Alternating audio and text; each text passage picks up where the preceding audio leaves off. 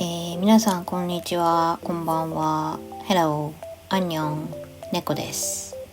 今回は海外の人を最も困惑させる日本語の略語についてゆるく解説していきます。日本人って実はそれだけでも難解な日本語を扱っているのに、漢字を使って意味に広がりを持たせたり、文章を簡略化するんですが、さらにね、略語も使うんですよ。略語はね、若い子たちがどんどん開発していくものでもあったりして、私もね、今の若い子たちがどんな略語を生み出しているのか未知です。私もちゃんと説明できるか怪しいですが、一緒にね、略語マスターを目指していきましょう。では早速語っていきましょうか。まず日本語で日常的に使う略語をね、見ていきましょう。初っ端はこれ、スマホ。さあ、何の略語でしょうか。日本人はすぐわかりますよね。これね、実はスマートフォンの略なんです。説明書とかでスマートフォンって書くことはあるんですけど、実際にスマートフォンという人はね、ほとんどいません。電話のフォンは本になっちゃうし、その流れでスマホと略します。ちなみにね、スマホの一つ前のモデル、ガラケーは何の略かわかりますかね。これね、日本人もわからない人いるかもしれない。ガラパゴス携帯の略なんですよ。携帯はね、本来携帯電話っていう名前なんですけど、みんな携帯って呼ぶようになって、携帯イコール携帯電話っていう感じでね、普及したんですが、皆さんね、ガラケーって実は日本独自の進化を遂げていたってご存知でした？ガラパゴス諸島の生き物がね、独自の進化をしてきたことになぞらえて、ガラパゴス携帯って名前になったんですけど、ちょっとね、話脱線するんですが、折りたたみの携帯ってガラケーのね、タイプの携帯って世界にもあったんですけど、日本みたいにね、そこにお財布携帯も入ってて、ワンセグも入ってて、赤外線も入っててみたいなのは、マジでね、ジャパニズムメカだったんですよ。当たり前のように使ってましたよね、日本人は。でもね、今スマホでできてるものを、実はガラケー時代からできていた日本。やばいよね。まあそれは置いといて、スマホはスマートフォン、ガラケーはガラパゴス携帯の略でした。では、パソコン。これはね、海外の方もなんとなくわかるんじゃないですかね。これはパーソナルコンピューター、PC のことですね。日本人ってさ、不思議でね、文章で PC って書いてても、心の中ではパソコンって呼んでるんですよ。PC という人はね、ほぼいないと思う。私はね、パソコンってなんか可愛いから好きなんですけど、いやでも不思議だよね。スマートフォンは、スマートフォンが言いづらいもん。スマートフォンはスマホって略して、パーソナルコンピューターはパソコンって略すのに、タブレットはね、タブレットなんですよ。タブレみたいにこうなんか略したりしないし、タブもね、液晶タブレットとか前になんかついてるやつを液タブって呼んだりはするかな。だからタブレットはね、タブレットなんですよ。他にもね、テレビジョンの略なんですが、これもね、パソコンと同じで TV って書いていても、心の中ではテレビって呼んでます。エアコンはね、エアコンディショナーの略。エアコンって思ってるんだけど、クーラーっていう時もある。ちょっとね、日本人だけど、このなんか略語の法則はね、いまいち分かってない。感覚的なものです。じゃあ次ね、ワンピ。わかりますか？オタク仲間たちはわかりますよね。これはね、ワンピースのことです。でもこれもね、日本語の七不思議、1億不思議ぐらいあると思うんですけど、ワンピースってね、漫画のワンピースもあるんだけど、実はね、洋服のワンピースもあるんですよ。つながってるスカートね。どっちもね、ワンピって略しちゃう。だから女性陣がさ、ワンピがさーって言うと男性陣はジャンプ女子かなっていうね、勘違いをしているかもしれない。こういうね、なんか同音異義語も同じ略し方をしちゃうことがあります。僕のヒーローアカデミアはヒロアカだし、呪術廻戦はね呪術だし、でもね美少女戦士セーラームーンをビセラとかっては略さないんですよ。不思議だよね。じゃあまだまだ行こうか。ネトフリ、これはね予想がつくかもしれない。ネットフリックスね。なんかもうここまで来るとちっちゃい「つ」が嫌いなのかなって思うよね。ネトフリ、アマプラだけどディズニープラスをねディプラとかは略さないんですよ。変だよね。じゃあもう一つね、コスパ、これはわかるかな。ここまでの流れで考えるとコストパフォーマンスね。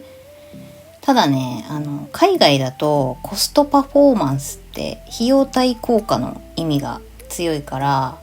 結構専門用語として使われますよね。それをね日本人はコスパと略して、なんかこう値段の割に質がいいものっていう意味で使います。この食べ物コスパいいよねって言ってたら、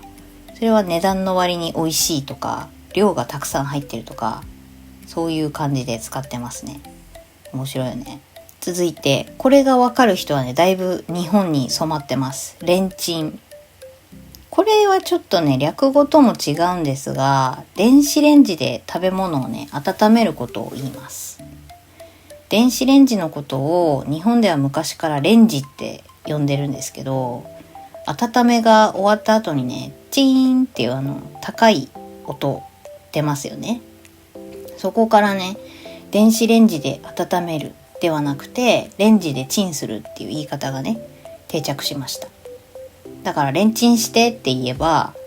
レンジでチンするイコール電子レンジで温めるの意味です。もはや何なんだろうみたいな言葉ですね。でもレンチンは多分まだ若い子たちにも伝わる略語じゃないかな。あとあれだね、ここまでは結構外来語というか